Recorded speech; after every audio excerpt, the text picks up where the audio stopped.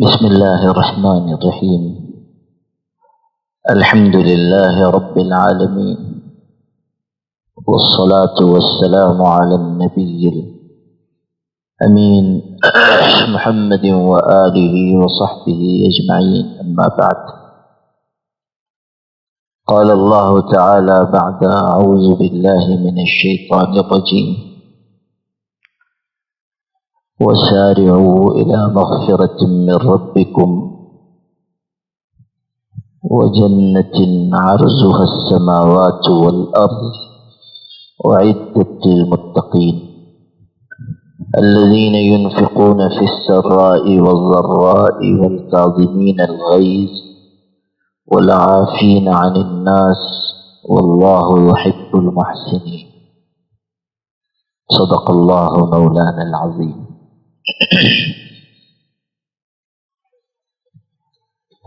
اللہ تعالیٰ نے قرآن مجید میں ارشاد فرمایا ہے: اے ایمان والو، اللہ تعالیٰ کی مغفرت کی طرف لپک کر چلو اور اس جنت کی طرف جس کی چوڑائی آسمانوں اور زمین کے برابر ہے، اور یہ جنت اللہ سے ڈرنے والوں کے لیے تیار کی گئی ہے۔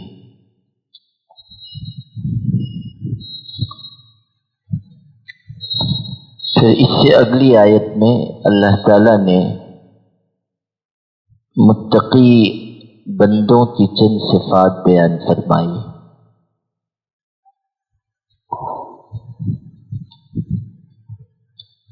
وہ صفات آگے میں عرض کرتا ہوں انشاءاللہ۔ ابھی جو آیت پہلی ہے اس کے بارے میں تھوڑی بات عرض کرتا ہوں۔ یہ جو اللہ تعالیٰ کا ارشاد ہے کہ اللہ تعالیٰ کی مغفرت کی طرف لپک کر چلو، یہ در حقیقت ہدایت دی جا رہی ہے، اور سارے ایمان والوں کو یہ سمجھایا جا رہا ہے کہ نیکی اور خیر کے کام تمہاری کامیابی کی بنیاد ہے۔ اس لیے نیکی کے کاموں میں اور بھلائی کی باتوں میں دیر نہ کرو۔ قرآن مجید میں اسی طرح کے ملتے جلتے الفاظ ایک اور جگہ ہیں، وہاں بھی ارشاد ہے: سابقوا الی مغفرۃ من ربکم وجنة عرضها كعرض السماء والأرض أعدت للذين آمنوا بالله ورسله ذلك فضل الله يؤتيه من يشاء والله ذو الفضل العظيم۔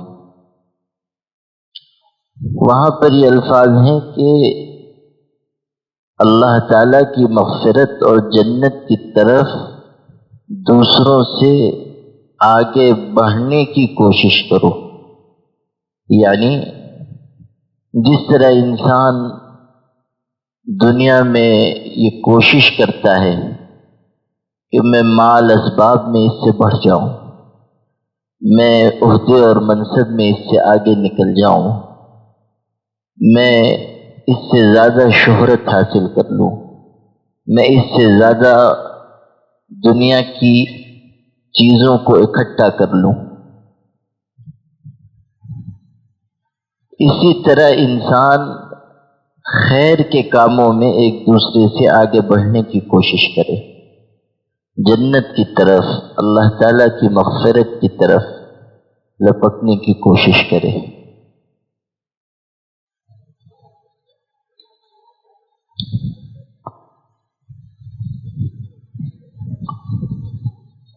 یہ جو انسانوں کا مزاج ہے کہ ہم مال میں بڑھ جائیں، اسباب میں بڑھ جائیں، دنیا کی چیزیں ہمارے پاس زیادہ ہو جائیں، یہ مقابلہ اور یہ ریس اچھی نہیں۔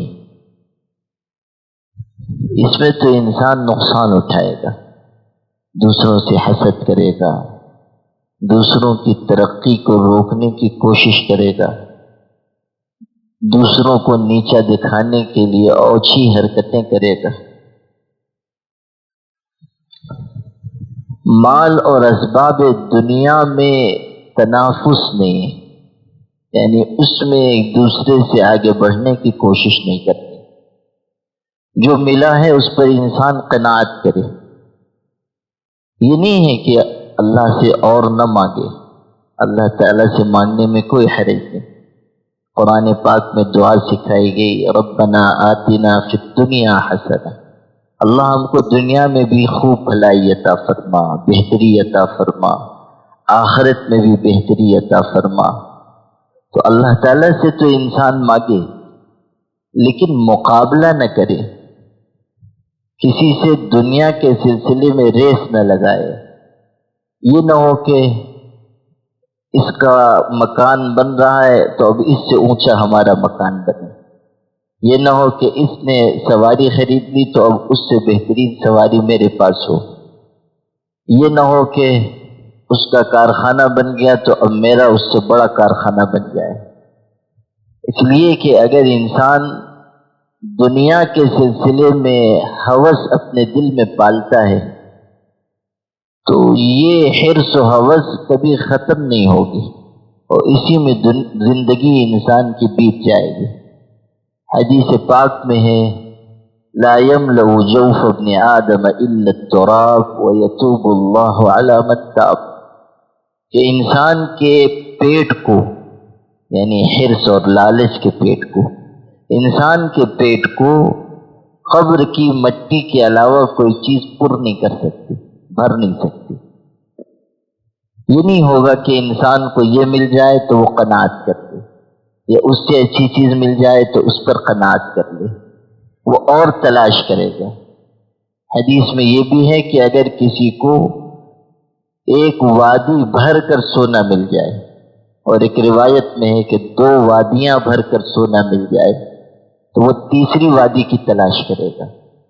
وہ یہ نہیں سوچے گا کہ اب اتنا مل گیا ہے تو اطمینان سے بیٹھ کے عافیت سے زندگی گزارو، وہ اور کی تلاش کرے گا، اور یہ تلاش اس وقت تک جاری رہے گی جب تک کہ انسان کو موت نہ آ جائے۔ اور اس دنیا کے مقابلے کی وجہ سے وہ اپنی آخرت کا نقصان کرے گا۔ جو انسان دنیا میں مال کمانے میں، اسباب جمع کرنے میں زیادہ مشغول ہوگا، ظاہر ہے کہ اپنی آخرت کا نقصان کر لے گا۔ ایک حدیث میں یہ بات آئی ہے، من احب دنیاہ اضر بآخرتہ، جو اپنی دنیا سے محبت کرتا ہے وہ اپنی آخرت کا نقصان کرتا ہے۔ ومن احب آخرتہ اضر بدنیاہ، اور جو اپنی آخرت سے محبت کرتا ہے وہ اپنی دنیا کا کچھ نقصان کر لیتا ہے، یعنی ظاہری طریقے پر تھوڑا بہت اس کا نقصان ہو جائے، لیکن آخرت کے لحاظ سے یہی شخص کامیاب ہے جو اپنی آخرت بنانے کے لیے محنت کرتا ہے، اپنی آخرت سے محبت کرتا ہے۔ پھر نبی کریم صلی اللہ علیہ وسلم نے نصیحت کی، فرمایا آثروا ما یبقى علی ما یفنی، کہ دیکھو جو چیز باقی رہنے والی ہے اس کو فنا ہو جانے والی چیز پر ترجیح دو، یعنی جب تمہارے سامنے 2 چیزیں ہیں، آخرت ہے جو ہمیشہ باقی رہے گی اور دنیا ہے جو مٹ جائے گی، تو اس دنیا کے پیچھے لگ کر اپنی آخرت کا نقصان نہ کرو۔ نقصان تو بہرحال ہوگا، کہیں نہ کہیں نقصان ہوگا، یا تمہاری آخرت کا نقصان ہوگا یا دنیا کا نقصان ہوگا۔ اگر دنیا میں لگو گے تو آخرت کا نقصان ہوگا، آخرت سے محبت کرو گے تو دنیا کا کچھ نقصان ہوگا۔ تو عقل مند انسان وہ ہوتا ہے جو یہ دیکھے کہ نقصان کون سا بڑا ہے، نقصان کون سا بڑا ہے، کون سا چھوٹا ہے، چھوٹے نقصان کو وہ اختیار کر لے، بڑے نقصان سے بچ جائے۔ اب آپ غور کیجئے کہ دنیا کا نقصان عارضی ہے، وقتی ہے، یہ دنیا ہی عارضی ہے، وقتی ہے، ہمیشہ رہنے کے لیے نہیں ہے۔ حضرت علی رضی اللہ تعالیٰ عنہ فرماتے تھے، الموت موتان والقیامت قیامتان، موتیں دو ہیں، قیامتیں بھی دو ہیں۔ قیامت دو ہے، آپ بھی سنیں گے تو حیرت ہوگی کہ قیامت دو کیسے ہو گئی۔ ہم تو یہ سنتے ہیں کہ قیامت آئے گی ایک ہی دفعہ آئے گی نا، لیکن حضرت علی رضی اللہ عنہ فرما رہے ہیں قیامت دو ہے۔ ایک قیامت تو وہ کہ جب آئے گی تو ساری دنیا پر موت طاری ہوگی، اور ایک قیامت یہ ہے کہ جب انسان مر گیا اس کی قیامت آ گئی۔ قیامت دو ہے، ایک تو وہ کہ جب آئے گی تو ساری دنیا پر موت طاری ہوگی، اور اذا مات الانسان قامت قیامتہ، جب انسان مر گیا اس کی قیامت قائم ہو گئی۔ تو قیامت دو ہے، ایک تو وہ جو آئے گی جس کا تذکرہ قرآن مجید میں بار بار ہے، اور یہ کہ جب انسان کی موت آئی اس کی قیامت قائم ہو گئی۔ اذا مات الانسان قامت قیامتہ، جب انسان مرا اس کی قیامت قائم ہو گئی۔ انسان فانی ہے اور دنیا بھی فانی ہے، ایک دن انسان کو مر جانا ہے اور ایک دن کائنات کو مر جانا ہے۔ یہ جو ہم کہتے ہیں کہ انسان کا وقت مقرر ہے، تو اسی طرح کائنات کا وقت بھی مقرر ہے۔ انسان بھی مرے گا اور کائنات بھی مرے گی، انسان فوت ہوگا اور کائنات پر بھی موت طاری ہوگی، اور وہ وقت آ کر رہے گا۔ لا یجلیھا لوقتھا الا ہو، ہم نہیں جانتے کہ وقت قیامت کا کب ہے، لیکن اللہ تعالیٰ کے علم میں ہے، اور وہ قیامت قائم کر کے رہے گا، قیامت قائم ہو کر رہے گی، اور انسان کو اللہ کی بارگاہ میں جا کر حساب دینا ہوگا۔ تو انسان بھی فانی ہے اور دنیا بھی فانی ہے، یہاں کا نقصان بھی عارضی، یہاں کا نفع بھی عارضی، یہاں کی عزت بھی عارضی، یہاں کی بدنامی بھی عارضی، یہاں کی صحت بھی عارضی، یہاں کی بیماری بھی عارضی، یہاں کی فقیری بھی عارضی، یہاں کی تونگری اور مالداری بھی عارضی، یہاں کا منصب بھی عارضی، اور یہاں کا کی بے روزگاری اور بیکاری بھی عارضی، یہاں کا فقیر بھی فانی اور یہاں کا امیر بھی فانی، یہاں کی رعایا بھی فانی اور یہاں کا بادشاہ بھی فانی۔ ایسا نہیں ہوگا کہ عام انسان مرے اور بادشاہ نہ مرے، یہ نہیں ہوگا کہ فقیر گزر جائے اور امیر زندہ رہ جائے، یہ نہیں ہوگا کہ مریض مر جائے اور طبیب زندہ رہ جائے، یہ نہیں ہوگا کہ جاہل گزر جائے اور عالم کو حیات جاویدانی نصیب ہو جائے، یہاں تک کہ یہ بھی نہیں ہوگا کہ امتی مر جائے اور نبی زندہ رہ جائے، امت بھی دنیا سے رخصت ہوگی اور انبیاء بھی رخصت ہوگی۔ انک میت وانہم میتون، قرآن میں کہا، اور کس سے کہا؟ حضرت نبی کریم صلی اللہ علیہ وسلم سے کہا کہ اے ہمارے محبوب، آپ کو بھی دنیا سے گزرنا ہے اور دنیا کے انسانوں کو بھی فوت ہو جانا ہے، یعنی نظام سب کے لیے۔ افإن مت فهم الخالدون، اے ہمارے محبوب، اگر آپ دنیا سے رخصت ہوں گے تو کیا یہ باقی رہ جائیں گے؟ نہیں، آپ دنیا سے جب تشریف لے جا رہے ہیں تو اور انسانوں کو تو بدرجہ اولا فوت ہو جانا ہے۔ اگر زندگی ہمیشہ کے لیے لکھی جاتی تو اس کے سب سے بڑے حقدار حضرت محمد صلی اللہ علیہ وسلم ہوتے۔ آپ سے بڑھ کر زندگی کا حقدار اور کون ہوتا؟ آپ سے بڑھ کر زندگی اور کس کی نفع بخش ہے؟ سب سے زیادہ ہدایت کس کی ذات سے پھیل رہی ہے؟ تو حضور صلی اللہ علیہ وسلم سے بڑھ کر زندگی کا حقدار اور کون ہوتا؟ لیکن حضور صلی اللہ علیہ وسلم کے لیے بھی ایک وقت رکھا گیا، اور اس وقت پر آپ دنیا سے پردہ فرما گئے۔ اللہ نے بتایا کہ نظام سب کے لیے، اس میں کوئی استثناء نہیں ہے، یعنی کسی کو الگ نہیں کیا جائے گا کہ موت کا نظام ان کے لیے اور ان کے لیے نہیں ہے۔ تو میرے بھائی، دنیا کا نفع نقصان سب عارضی چیز ہے، دنیا کی زندگانی خود عارضی ہے۔ دنیا جب سرائے فانی دیکھی، یہاں کی ہر ایک چیز آنی جانی دیکھی، جو آ کے نہ جائے وہ بڑھاپا دیکھا، جو جا کے نہ آئے وہ جوانی دیکھی، ہر چیز اپنے فنا کی طرف بڑھ رہی ہے۔ اور انسان آہستہ آہستہ اپنے انجام کی طرف بڑھتا چلا جا رہا ہے۔ نبی کریم صلی اللہ علیہ وسلم کتنی پیاری نصیحت فرما رہے ہیں کہ دیکھو، دنیا کی زندگی کو جو مٹ جانے والی ہے دوسرے نمبر پر رکھو، آخرت کی زندگی جو ہمیشہ کی ہے اس کو پہلے نمبر پر رکھو۔ آخرت کو ترجیح دو دنیا کے اوپر، اس لیے کہ وہ باقی ہے، یہ فانی ہے، وہ خیر ہے، اور اس دنیا میں لگنا شر ہے۔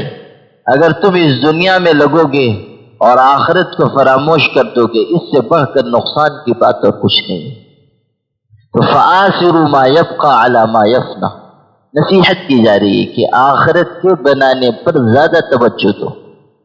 لیکن ہم اس کا الٹا کر رہے ہیں کہ دنیا کمانے میں زیادہ ہماری محنت، دنیا بنانے میں زیادہ محنت، دنیا حاصل کرنے میں زیادہ محنت، دنیا کے اسباب کے پیچھے ہم زیادہ لگے ہوئے ہیں، اور ہمارا مقابلہ دنیا کے سلسلے میں ہو رہا ہے۔ دنیا کے سلسلے میں کتنے لوگ ایسے ہیں کہ جو دوسروں سے حسد کر رہے ہیں، کس بنیاد پر؟ صرف اس لیے کہ اس کے پاس عزت زیادہ ہے، مال زیادہ ہے، شہرت زیادہ ہے۔ کتنے لوگ ہیں جو اسی حسد کی وجہ سے دوسروں کو نقصان پہنچا رہے ہیں، کبھی سامنے سے کبھی چھپ کر، سحر جادو کر رہے ہیں، یا لوگوں سے غیبتیں کرتے پھر رہے ہیں۔ ہر وہ تدبیر کرتے ہیں جو دوسرے انسان کو تکلیف میں ڈالے۔ کیوں؟ اس لیے کہ ان کو اس انسان سے حسد ہو گئی، اس سے جلن پیدا ہو گئی۔ یہ دنیا میں مقابلہ کرنے کی وجہ سے یہ چیز ناپسندیدہ ہے کہ انسان دنیا کے سلسلے میں ریس لگائے اور دوسروں سے اپنے آپ کو آگے بڑھانے کی کوشش کرے۔ قرآن پاک کی تعلیم دیکھیے، بتایا جا رہا ہے کہ اگر تم کو مقابلہ کرنا ہے تو آخرت کے سلسلے میں مقابلہ کرو۔ اگر تم کو مقابلہ کرنا ہے تو تم اچھے اعمال میں دوسروں سے آگے بڑھنے کی کوشش کرو، اللہ تعالیٰ کی مغفرت اور اس کی بنائی ہوئی جنت کی طرف لپک کر چلو۔ اگر کوئی شخص 5 وقتہ نماز پڑھ رہا ہے تو تم تہجد بھی پڑھنے لگو، اگر کوئی 5 پارے تلاوت کرتا ہے تم 10 پارے پڑھنے لگو۔ اس طرح مقابلہ کرو، یہ مقابلے کی چیز ہے۔ وَفِي ذَلِكَ فَلْيَتَنَافَسِ الْمُتَنَافِسُونَ، اگر مقابلہ کرنا ہے تو اس میں مقابلہ کرو۔ میں قریب میں ایک کرناٹک کے ایک بڑے شہر میں گیا ہوا تھا، وہاں ہمارے جو میزبان تھے وہ بیچارے بڑے مخلص اور شریف آدمی اور کار خیر میں حصہ لینے والے۔ ان کے والد بھی بڑے نیک تھے، اور رمضان میں ان کی وفات ہوئی اور بڑی اچھی موت ہوئی۔ رمضان میں روزے کی حالت میں کلمہ طیبہ پڑھتے ہوئے اللہ کو پیارے ہو گئے، اور اللہ نے ان کو نعمتوں سے اور برکتوں سے نوازا۔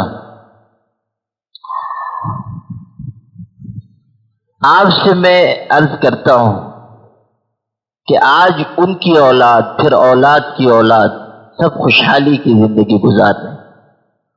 ان کے ہاں میں نے معلوم کیا ان کے والد کے بارے میں، تو پتہ یہ چلا کہ اس قدر مالی فراوانی ہونے کے باوجود دونوں میاں بیوی، یعنی ان کے والد اور والدہ دونوں، وہ آپس میں مقابلہ کرتے تھے۔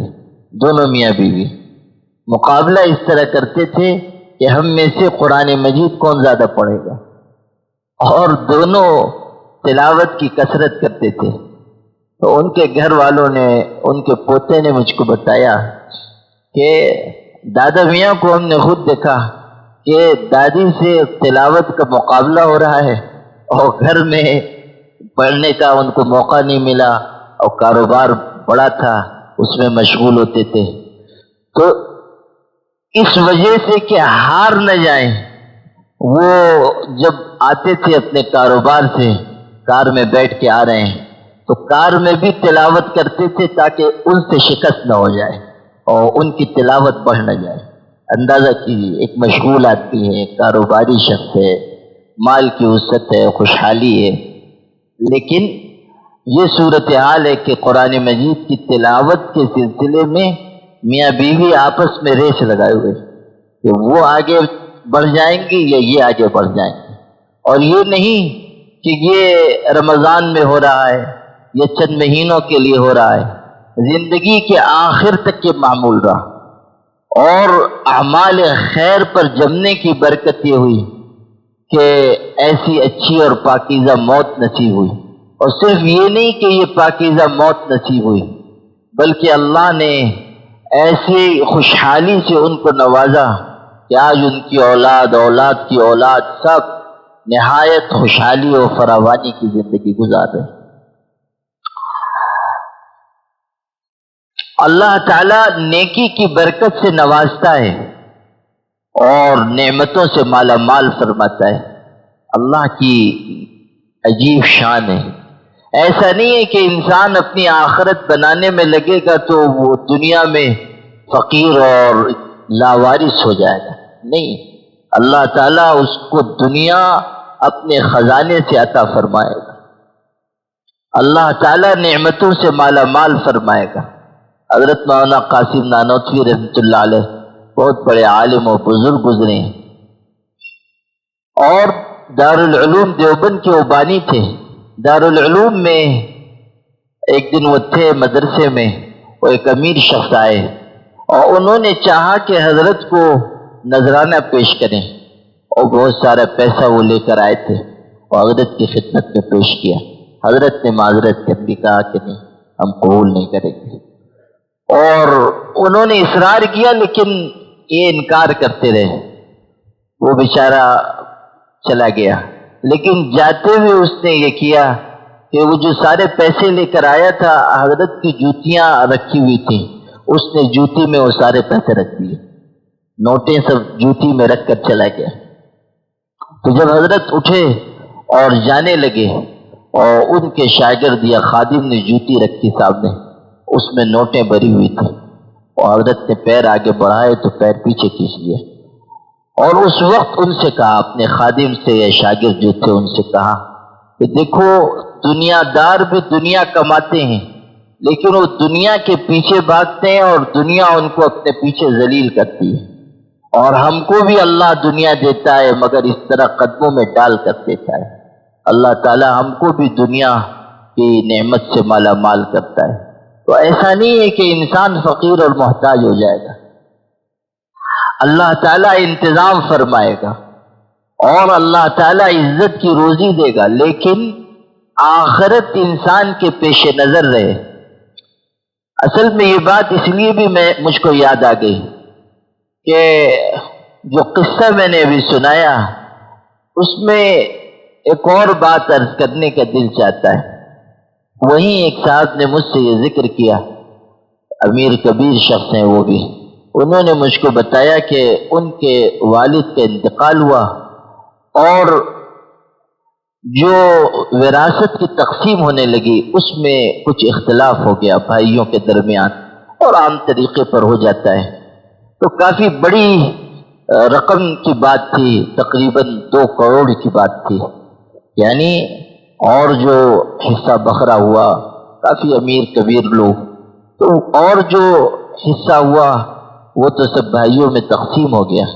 لیکن 2 کروڑ کی رقم کسی جائیداد کی تھی اور وہ ان کو ملنی تھی، جنہوں نے مجھ سے واقعہ بیان کیا تو ان کو ملنی تھی. انہوں نے کہا کہ یہ میرا حق ہے، لیکن بھائی اس پر آمادہ نہیں ہوئے. تو انہوں نے صرف اس لیے کہ آپس میں انتشار نہ ہو اور والد کی روح کو تکلیف نہ پہنچے، انہوں نے کہا کہ ٹھیک ہے، اگر آپ لوگ رضامند نہیں ہوتے آپ ہی لوگ لے لیں. 2 کروڑ روپے یوں ہی چھوڑ دیے، کہا کہ آپ لے لیں. انہوں نے مجھ سے کہا کہ میں نے اپنے والد کی روح کو سکون پہنچانے کے لیے یہ 2 کروڑ روپے چھوڑ دیے، اور صرف اس لیے کہ آپس میں جھگڑا نہ ہو. لیکن اللہ تعالیٰ نے میری اس طرح مدد فرمائی کہ کچھ دن گزرے والدہ ان کے ساتھ رہ رہی تھی، اور اللہ تعالیٰ نے ان کو اپنی ماں کی خدمت کا موقع دیا۔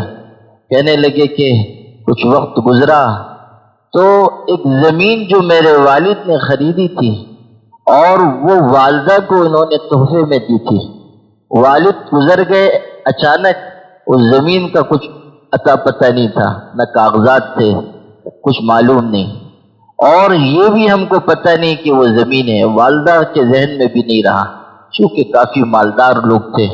وہ زمین برسوں پہلے والد نے لی اور اپنی اہلیہ کو دے دی تحفے میں۔ وہ کہتے ہیں کہ بھول گئے، نہ والدہ کو یاد تھا نہ والد نے کوئی تذکرہ کیا۔ کچھ دن کے بعد اس علاقے سے لوگ آئے اور انہوں نے کہا کہ آپ کے والد کی فلاں زمین ہمارے علاقے میں ہے اور آپ اس کو آ کر دیکھیں۔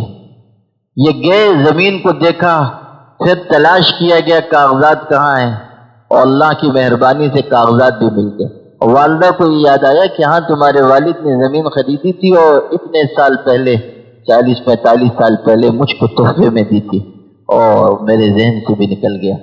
وہ کہنے لگے کہ میری والدہ نے کہا کہ بیٹا تم میری خدمت کرتے ہو، والد نے مجھ کو دی تھی، تم لے لو۔ وہ کہنے لگے کہ آج میں نے اس کی قیمت معلوم کروائی تو اس کی قیمت 45 کروڑ روپے ہے۔ آج کی قیمت اس زمین کی 45 کروڑ روپے ہے۔ میں نے 2 کروڑ چھوڑ دیے، خدا تعالیٰ نے مجھ کو یہ نعمت عطا فرمائی۔ آپ اندازہ کیجئے کہ اللہ تعالیٰ کہاں کہاں سے نظام بناتا ہے۔ میں نے قرآن مجید کی آیت ان کو سنائی کہ وَمَن يَتَّقِ اللَّهَ يَجْعَل لَّهُ مَخْرَجًا وَيَرْزُقْهُ مِنْ حَيْثُ لَا يَحْتَسِبُ۔ جو انسان اللہ سے ڈرتا ہے، اللہ تعالیٰ اس کے لیے مشکل میں آسانی پیدا کرتا ہے اور ایسی جگہ سے روزی عطا کرتا ہے کہ اس کو وہم و گمان نہیں ہو سکتا، بے وہم و گمان روزی عطا کرتا ہے۔ یہ لفظ ہے قرآن کا۔ اب کس کے وہم و گمان میں تھا کہ کوئی زمین لی گئی ہے اور وہ والدہ کو دی گئی ہے، اور نہ والدہ کو یاد، نہ بتانے کے لیے والد زندہ، لیکن اللہ تعالیٰ نے ان کے لیے یہ رزق رکھ رکھا تھا، اور ان کے حسن نیت اور ماں کی خدمت کا صلہ خدا کو دینا تھا۔ وہ اللہ نے دے کر بتایا کہ اگر تم میرے لیے کوئی چیز چھوڑو گے تو میں اپنے خزانے سے اس سے کئی گنا زیادہ تم کو عطا کروں گا۔ یہ وہ چیز ہے جو ہمارے سیکھنے اور سمجھنے کی ہے کہ دنیا کے سلسلے میں ہم ایک دوسرے سے مقابلہ نہ کریں، آخرت کے سلسلے میں توجہ دیں۔ سارعوا الی مغفرۃ من ربکم، اپنے پروردگار کی مغفرت کی طرف لپک کر چلو۔ مغفرت کی طرف لپک کر چلنے کا مطلب یہ ہے کہ جو اعمال اللہ کی مغفرت دلانے والے ہیں، نماز، ذکر، تلاوت، عبادت، بندگی، حقوق کی ادائیگی، ان اعمال کی طرف رغبت کرو، زیادہ سے زیادہ ان اعمال میں لگو، نیکی کمانے میں جلدی کرو، دوسروں سے آگے بڑھنے کی کوشش کرو۔ سابقوا الی مغفرۃ من ربکم وجنۃ عرضها كعرض السماء۔ تو میرے بھائی یہ نصیحت ہمیں اختیار کرنی چاہیے۔ قرآن پاک کا بتایا ہوا یہ زرین اصول ہم کو زندگی میں لانا چاہیے۔ ہم آپ اپنی آخرت اور قبر کی منزل کی طرف بڑھ رہے ہیں، جتنی نیکی کما سکیں کما لیں تاکہ آخرت ہماری بہتر ہو جائے، جتنے اعمال خیر انجام دے سکیں ضرور انجام دیں تاکہ اللہ کے ہاں ہماری پوچھ ہو، اللہ کے ہاں ہماری عزت ہو، اللہ کے ہاں ہمارا رتبہ بلند ہو جائے۔ اللہ پاک ہم سب کو نیک عمل کی توفیق عطا فرمائے۔ وآخر دعوانا الحمدللہ رب العالمین۔